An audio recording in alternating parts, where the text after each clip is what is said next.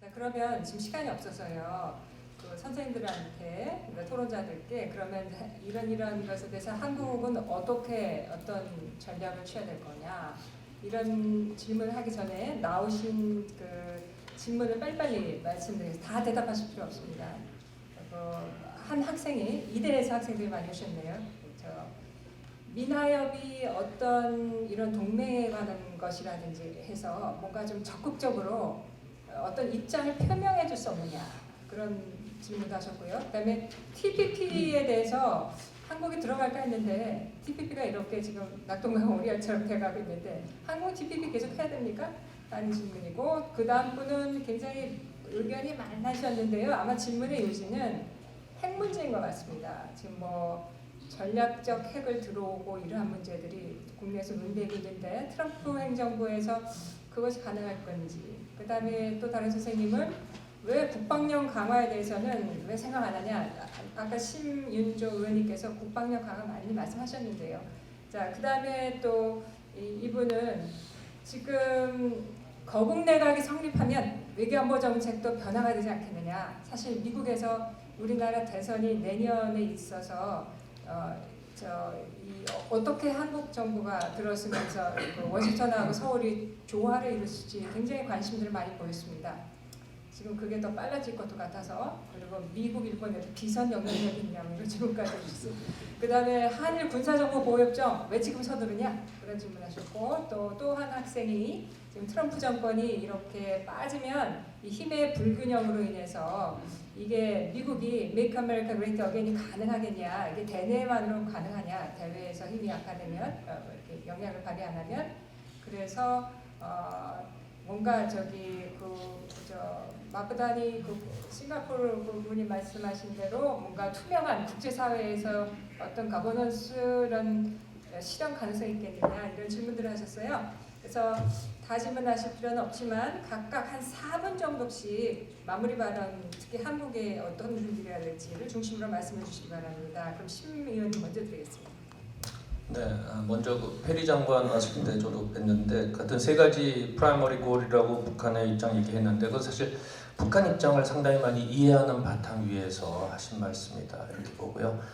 저는 거기 하나의 숨은 골이 있다. 그것은 대남 적화 통일이다 하는 겁니다. 그러니까 그것도 우리가 항상 염두에 둬야 된다는 것이고요. 그 TPP에 한국이 들어가려다가 이제 멈칫했는데 결과적으로 보면 우리가 안 한 게 뭐 잘했다 이렇게 결과론적으로 얘기하시는 분도 계시겠죠. 그러나 TPP가 어떻게 될지 아니면 또 다른 이름의 그러니까 TPP가 트랜스퍼시픽 파트너십인데 뭐 트럼프 퍼시픽 이런 명칭을 바꿔서 나올 수도 있다는 뭐 우스갯소리도 있습니다만 어쨌든 이건 하나의 그 트렌드다 이겁니다. 트렌드. 이게 필요성이 있어서 제기된 것이지 오바마가 불쑥한 건 아니다. 또 세계 16나라가 지금 참석하고 있는데 12나라인가요? 근데 그냥 그렇게 없어지더라도 쉽게 없어지진 않을 것이다 하는 거예요. 제가 강조하고 싶은 것은 TPP에 우리가 참여를 늦게 한 판단은 잘못된 것이다 하는 것이죠. 그러니까 지금 트럼프가 나타나서 앞으로 세계는 상당히 통상 분쟁, 통상 전쟁 뭐 이런 식으로 통상이 굉장히 중요한 위치를 차지하게 되는데 외교와 통상을 분리할 수가 없다. 통상 조직과 외교 조직을 합쳐야 된다 하는 것이 제가 내놓는 해결책 중에 하나입니다.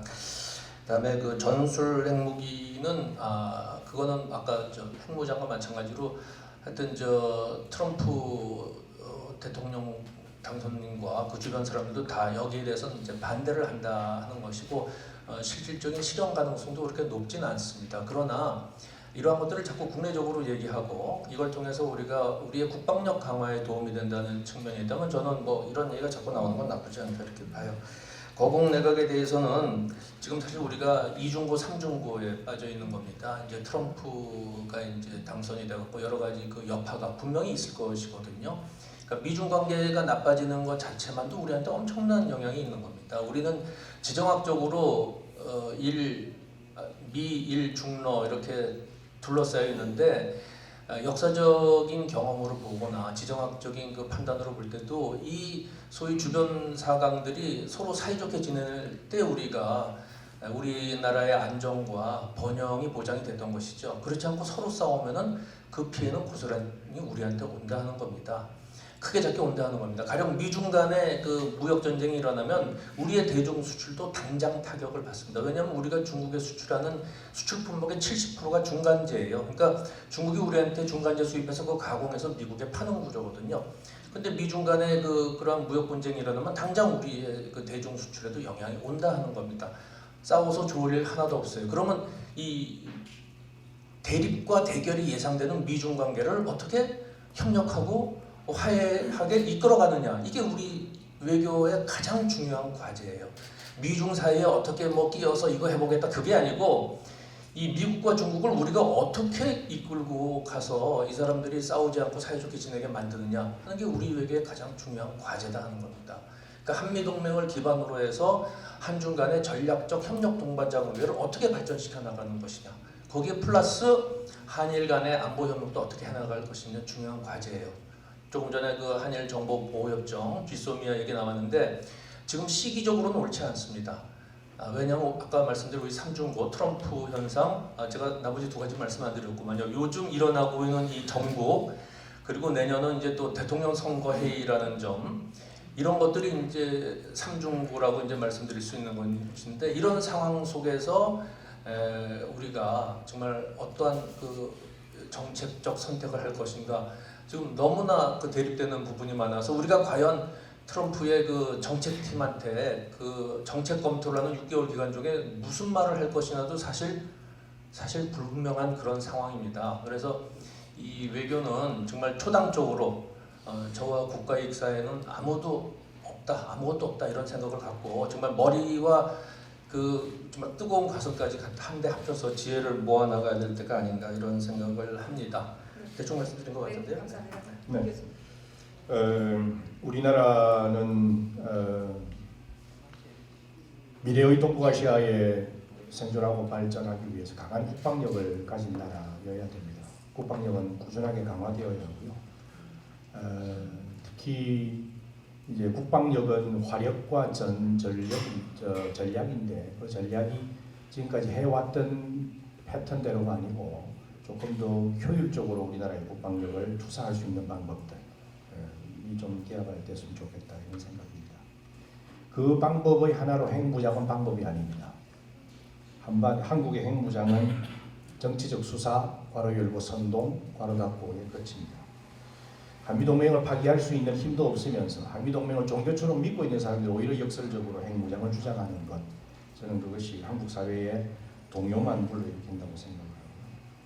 NPT 탈퇴할 수 있는 용기도 경제 제재 견뎌낼 수 있는 여력도 용기도 없는 사람들이 오히려 핵무장을 주장한다는 것이 아이러니일 뿐입니다. 저는 몇 가지의 질문들 중에 제가 답하고 싶은 것만 종합적으로 답을 드리고 싶은데요. 남북한의 분단 문제, 북한을 바라다보는 나간 우리의 시각에는 지금까지 이건 뭐 이론적으로 설명할 수 있는 것이지만 국가 중심으로서의 북한을 바라다보는 것, 대한민국과 조선민주주의인민공화국이라는 두 국가 사이의 관계로 북한을 바라다보는 것, 이걸 우리가 국가 중심적 시각이라고 부릅니다. 또 하나의 민족이 one nation in a two state, 두 개의 다른 국가에 나뉘어 사는 민족이라는 관점에서 민족 중심적 시각으로 북한을 보는 시각도 있습니다. 어느 쪽이 더 지배적이었는지 지난 70년 동안 아마 여러분들이 잘 아실 겁니다. 한쪽이 지배적이었다고 해서 두 시각의 공존 자체가 부정되는 것은 아닙니다. 그런데 지난 10여 년 동안 한국 사회는 이 두 공존해야 할 두 시각 사이에 너무나 불편한 갈등 관계가, 하나는 종북이라고 부르고 한쪽은 수구라고 부르고 이러면서 이 한국 사회가 한반도 분단 문제로부터 기인되는 불편한 상황들이 되었습니다. 어떻게 극복할 것인가? 이 두 가지 사이에 제3의 길은 없을 것인가 하는 고민을 지금쯤 해봐야 되는데, 저는 두 가지 시각을 버리자가 아니고 국가와 국가 사이의 관계로서도 국가와 국가 사이의 관계는 북한은 우리에게 적입니다. 주적이죠. 그러나 민족의 문제로서는 북한을 적으로 볼 수 없는 것이죠. 제3의 시각이 있다면 무엇일까? 저는 시장으로서의 북한을 볼 수 있는, 경제적 관점에 있어서 북한을 볼 수 있는 시각도 필요하다. 이것이 한반도의 장기적 관점에서 한반도의 분단 문제를 안정적으로 관리할 수 있는 책임이 우리한테 있다고 하는 저는 책임감의 표현이라고 보입니다. 우리가 주도해야 됩니다. 우리가 책임감을 가지고 있어야 되고요. 이걸 지금 북한이 하자는 대로 맡겨놓을 수도 없고 미국이 하자는 대로 중국이 하자는 대로 맡겨놓을 수도 없습니다.